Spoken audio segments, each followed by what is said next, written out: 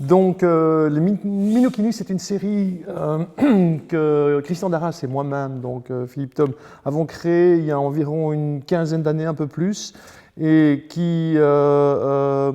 raconte les aventures de gens qui ont décidé de quitter tout pour aller vivre dans les îles tropicales, très très loin de leur réalité quotidienne, leur grisaille quotidienne, et pour s'affranchir de la nécessité de s'habiller, et donc qui vivent de la première à la dernière case de l'album complètement nus. Il s'agit nullement d'une bande dessinée à caractère sexuel ou ni même absolument pas pornographique, c'est juste une manière de célébrer la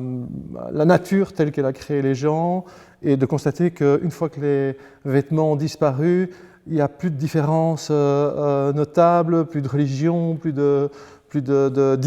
plus de riches, de pauvres, il y a juste des gens tels que la nature les a créés. Alors, le premier éditeur qui a eu de l'intérêt pour cette série, et qui était donc à l'époque les éditions Glénat,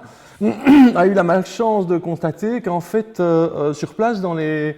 points de vente, on confondait la série avec une série à caractère sexuel. Je ne dis pas qu'il n'y a pas une part d'érotisme et même de grâce dans la série. Christian Darras a le don pour dessiner des personnages nus,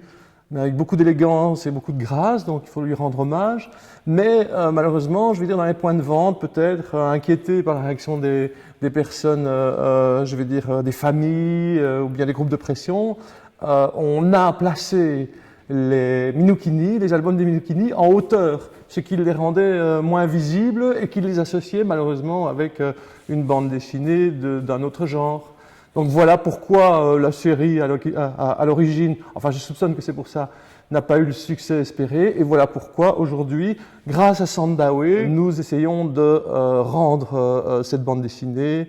le public qu'elle mérite.